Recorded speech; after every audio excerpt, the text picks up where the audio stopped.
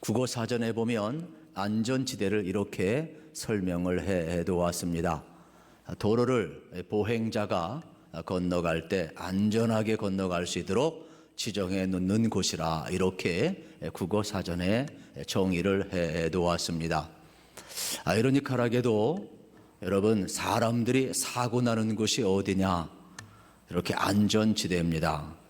예를 들어서 횡단보도 같은 경우 우리가 안전지대로 해놓았지만 가장 사고가 많이 납니다. 이게 세상의 모순입니다. 우리는 세상에서 안전을 갈구하지만 우리가 믿었던 그러한 모든 것들 속에서 오히려 더 불안전한 것을 우리는 경험을 하게 됩니다. 여러분들은 어떤 곳에서 안전한 삶을 살기를 원하십니까? 심리학자 메슬로는 이러한 이야기를 했습니다. 사람들은 태어나면서 선천적으로 4가지 욕구가 있다고 그랬습니다.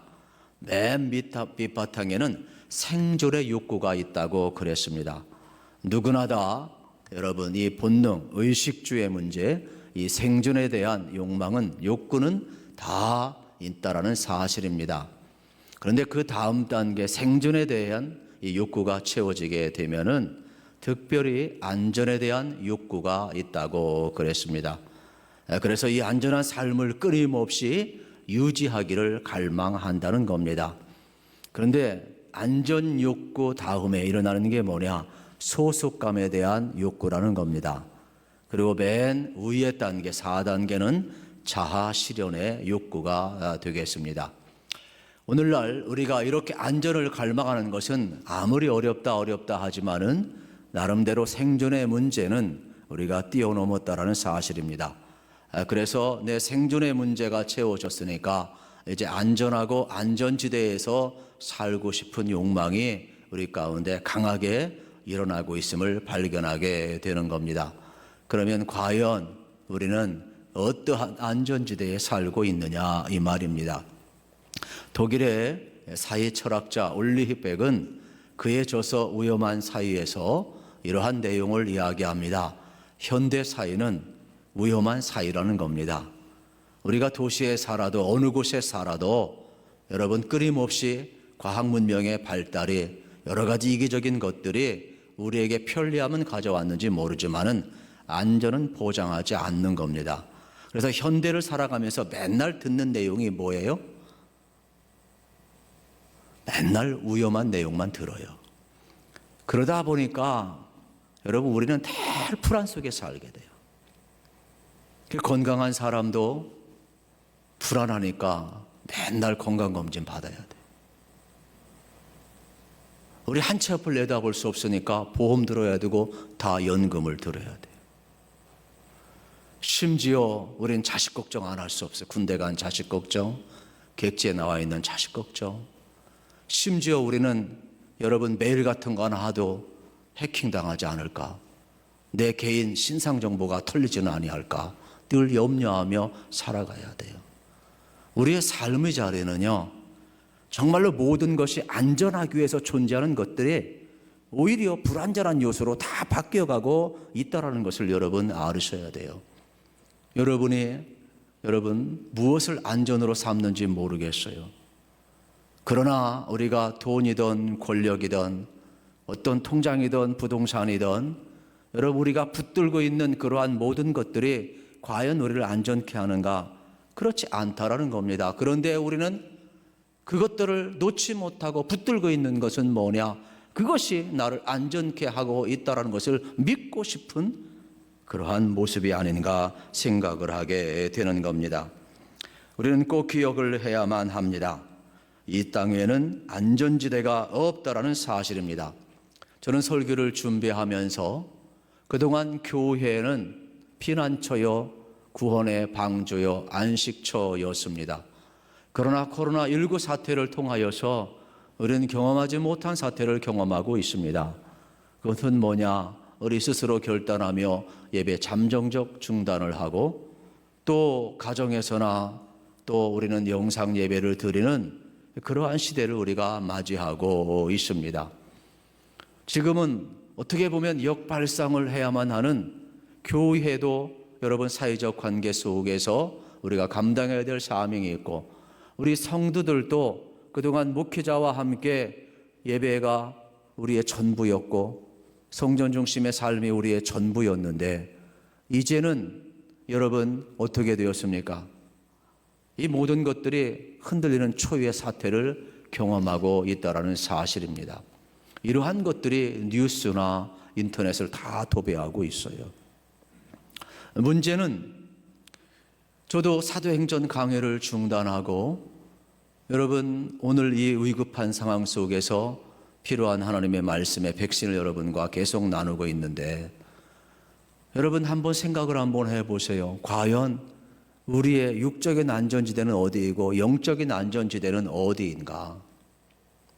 저는 이 귀한 시간 여러분이 주예전에 있든 가정에 있든 어느 곳에서 예배를 드리든지 간에 여러분의 마음이 정말로 이 시간 주께로 향하기를 축복합니다. 그래서 우리 마음이 주께로 향할 때 그곳이 저는 안전지대가 되리라 생각을 합니다.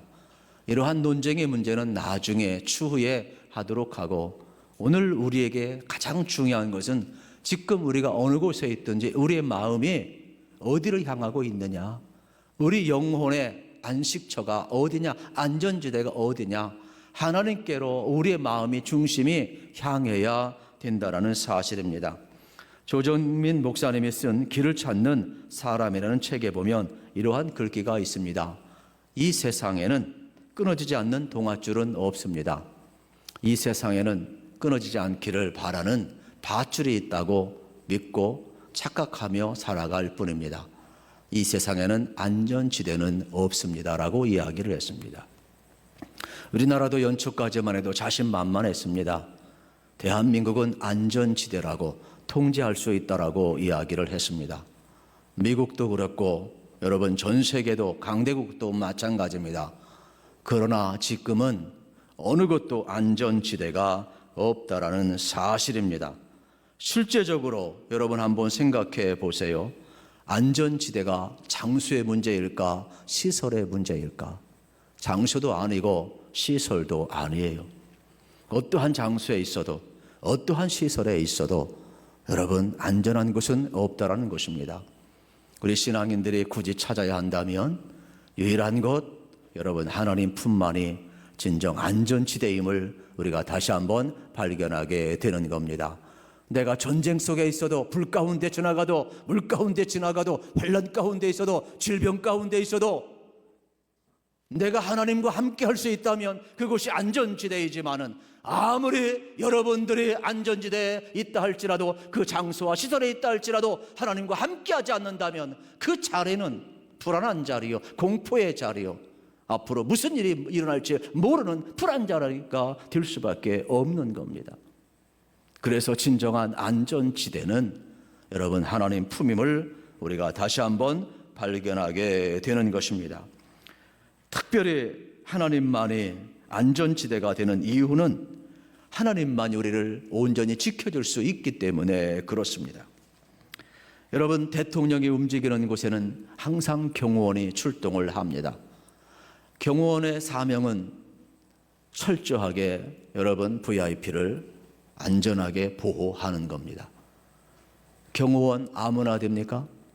최고의 실력자들이에요. 고르고. 그런데도 대통령도 테러당하고 암살당합니다. 최고의 여러분 경비를 한다 할지라도, 보호를 한다 할지라도 인간에게는 틈이 있는 겁니다. 부모님이 자식을 얼마나 사랑합니까?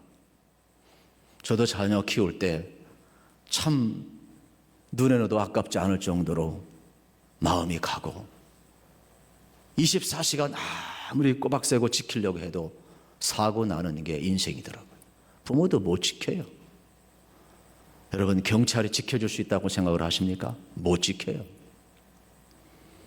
오늘 우리는 여러분 무엇이 우리를 지켜준다고 생각을 합니까?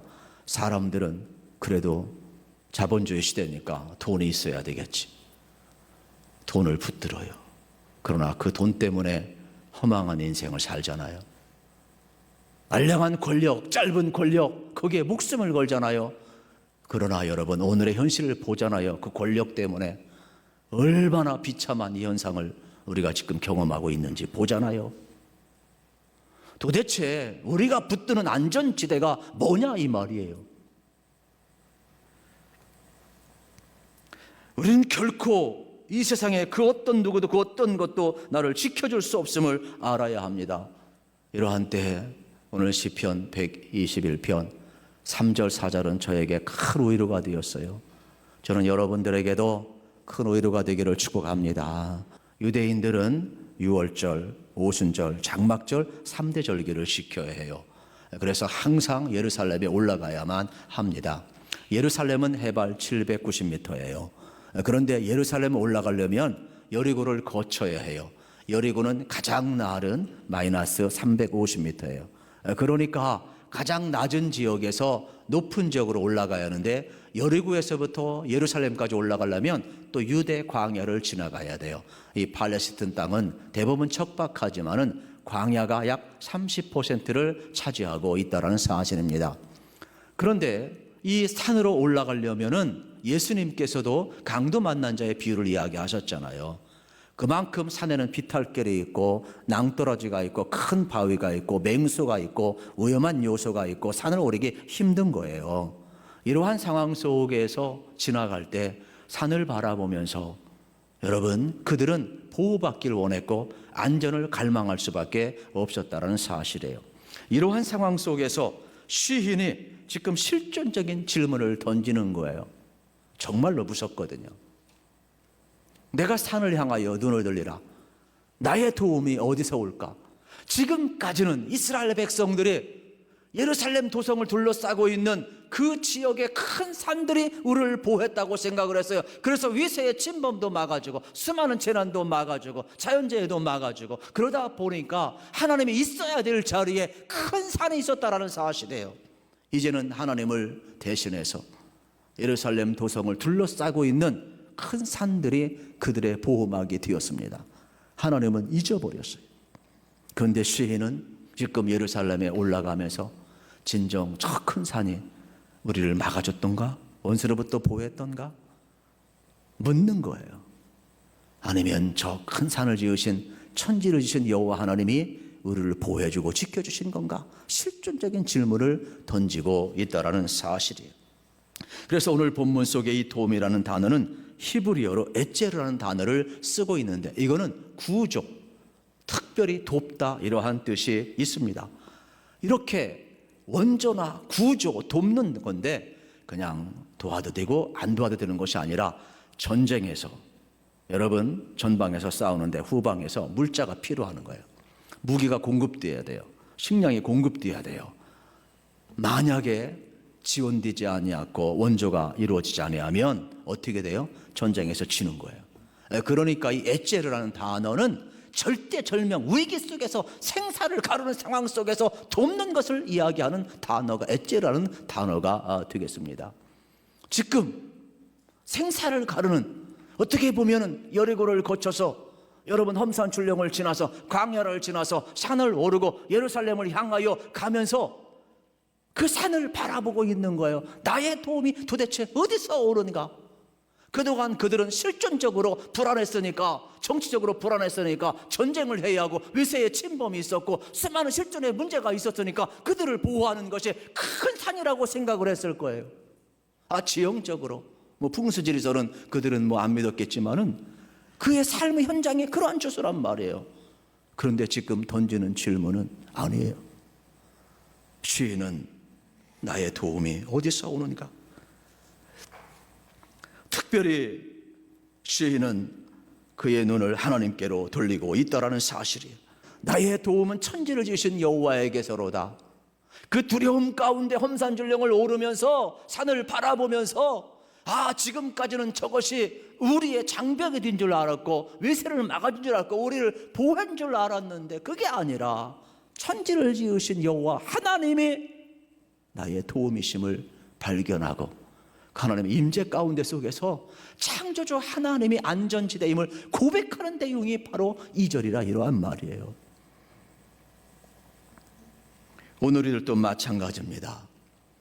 여러분 제가 지난 시간에 말씀을 드렸고 수요일날도 말씀을 드렸는데 우리가 하나님을 믿는 이유는 딴 데 있지 않습니다.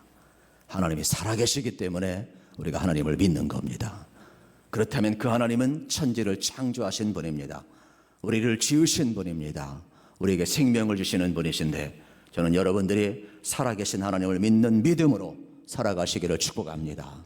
그리고 우리의 믿음은 이론이 아니에요. 산 믿음이고, 우리의 믿음은 지금도 여러분 그대로 이루어지는 믿음. 그렇기 때문에 하나님을 안전지대로 믿고 사는 사람들은 하나님의 보호하심과 인도하심을 반드시 체험하게 될 것입니다. 그래서 우리는 하나님께 뿌리를 깊이 내려야 합니다. 용비어천가 2장에 보면 이러한 내용이 있습니다. 뿌리 깊은 나무는 바람에 안 밀세 그랬습니다. 여러분이 잘 아시는 것처럼 뿌리 깊은 나무는 어떤 바람에도 쓰러지지 않는다는 말씀이 되겠습니다. 아무리 키가 큰 나무라 할지라도 여러분 뿌리가 깊지 아니하면 비바람이 몰아치면 넘어집니다. 나무를 끝까지 견디게 하는 것은 가지가 아니에요. 무성한 가지가 아니에요. 여러분 풍성한 잎이 아니에요. 뿌리예요. 바울은 골로새 교인들을 향하여서 너희가 예수를 주로 받았으니 이제 그리스도 안에서 믿음으로 말씀의 뿌리를 깊이 내리라 그랬어요. 우리가 예수를 주로 고백했고, 여러분 말씀 안에서 믿음의 뿌리를 깊이 예수 안에 내려야지, 우리가 내리지 아니하면 결국 우리도 흔들릴 수밖에 없다라는 사실이에요. 그래서 우리는 하나님의 말씀 앞에 믿음의 뿌리를 깊이 내려야 된다는 사실입니다.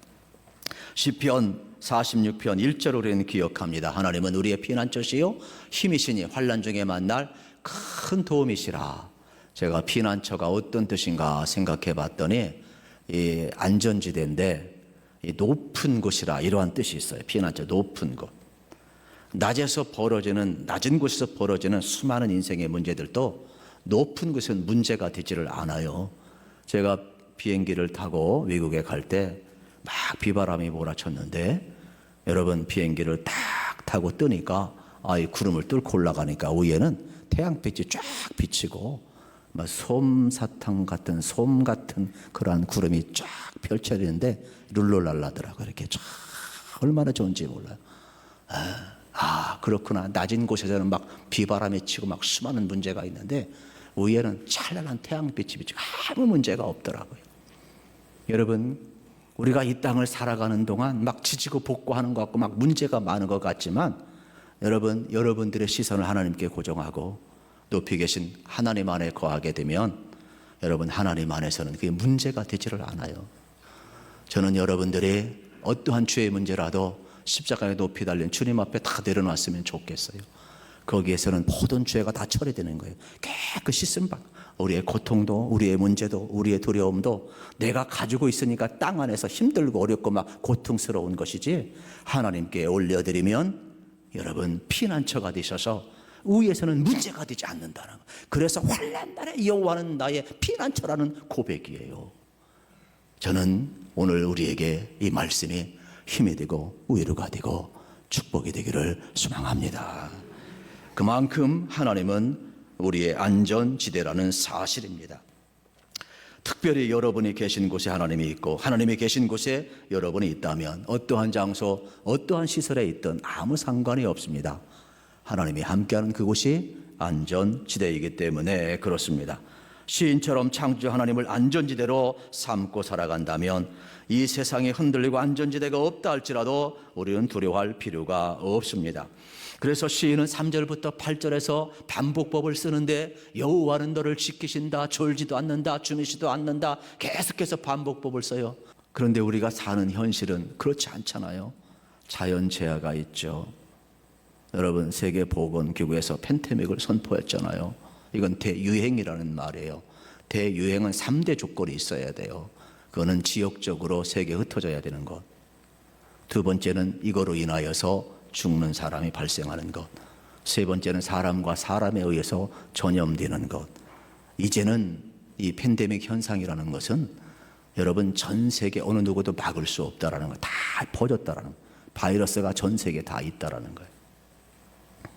그렇다면 오늘 우리는 어떻게 해야 돼요? 이제는 이 세상에는 더 이상 안전지대는 없어요. 여러분들이 마스크 쓰는 것은 좋지만 마스크는 안전지대가 아니에요.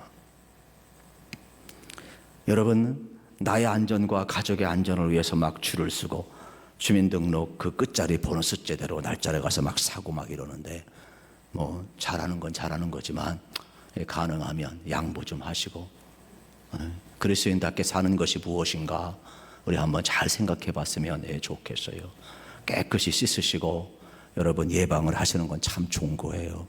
그러나 이러한 때 우리가 정말로 그리스도인답게 사는 것이 무엇인가? 저는 우리의 시선을 하나님께 고정했으면 좋겠어요. 그리고 여러분의 삶이 흔들리는 그때에도 너무 두려워하지 마시고, 여러분 시인처럼 나의 도움이 어디서 올까? 천지를 지으신 여호와 하나님께로다. 하나님께 시선을 고정하시기를 축복합니다.